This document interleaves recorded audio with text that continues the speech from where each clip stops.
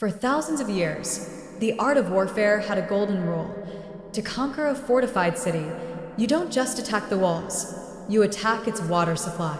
An army can withstand a siege for months if it has food, but without water, it will fall in a matter of days. Water is life, and for an ancient city, a vulnerable water source was a death sentence. Now, imagine a king who knows that the most powerful and brutal empire on earth, a force that has crushed every nation in its path, is marching directly towards his capital city. And he knows that his city's main source of life, its freshwater spring, lies exposed, outside the protection of the city walls. What does he do? Today, we are uncovering the story of one of the most brilliant and audacious engineering feats of the ancient world. A project so daring, so precise, and so seemingly impossible that for centuries, many believed it was just a legend. This is the story of Hezekiah's tunnel.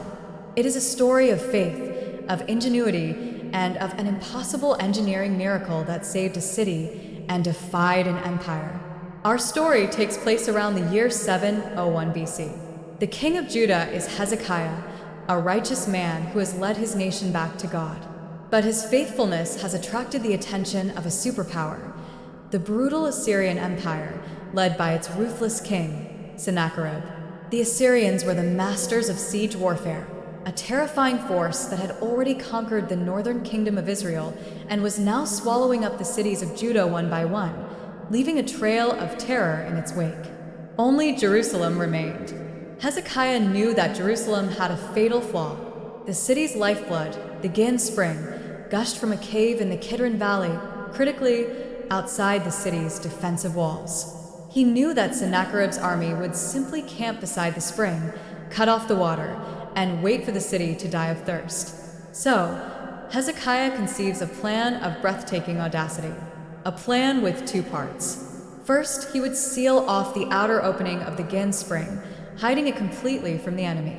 And second, he would dig a tunnel, not just a ditch, a tunnel more than 1,750 feet long, over a third of a mile, straight through solid limestone bedrock, to divert the fresh water from its source outside the walls to a new, protected reservoir, the Pool of Siloam, built safely inside the city. Let's be clear about the sheer, mind-bending difficulty of this task. This was the Iron Age. There was no GPS, no laser guidance, no dynamite. Working with nothing but hammers and chisels, Hezekiah's engineers began to dig. And to make the task even more impossible, they started from both ends at once. One team began at the Gin Spring, the other at the Siloam Pool, and they dug towards each other, deep inside a mountain of solid rock. They had to meet perfectly in the middle. If their calculations were off by even a single degree, they would miss each other completely, and the project would be a catastrophic failure.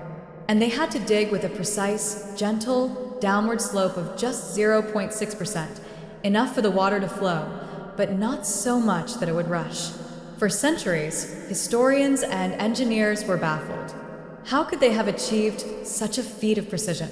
And then, in 1880, a discovery was made that took the world's breath away. Inside the tunnel, a group of boys found an inscription carved into the stone wall in ancient Hebrew by the workers themselves. Today, the Siloam inscription sits in a museum, and it tells the story of the final moments.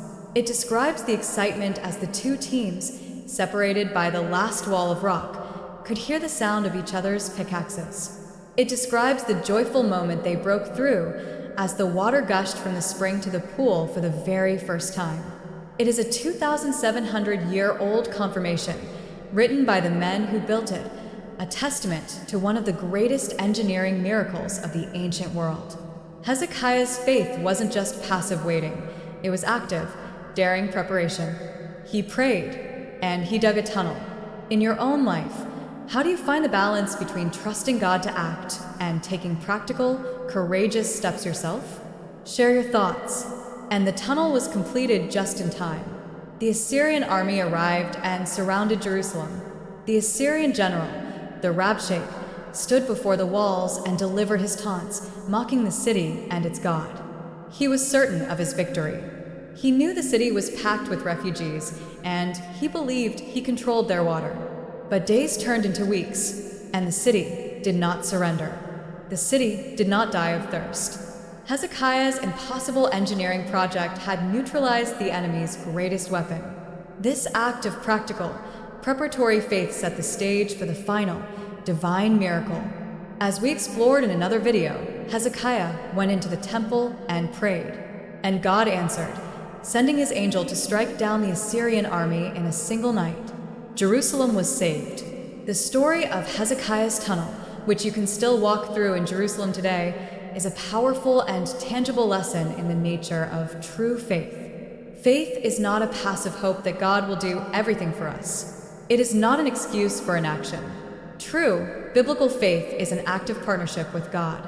It is the courage to pray for a miracle, while at the same time picking up a shovel and starting to dig. It is using all of the intelligence, all of the skill, and all of the creativity that God has given us, and dedicating it to His purposes, all while trusting that He alone can bring the ultimate victory. Hezekiah's story is a timeless invitation for all of us. When you see a great challenge coming, do not be paralyzed by fear. Pray with all your heart, and then, with wisdom and courage, get to work. Because our God is a God who honors a faith that is not just a feeling, but an action. A faith that builds, that prepares, and that digs tunnels in the face of impossible odds. If this story of an ancient engineering miracle has inspired you, please give this video a like and subscribe to our channel for more incredible stories where faith and history collide.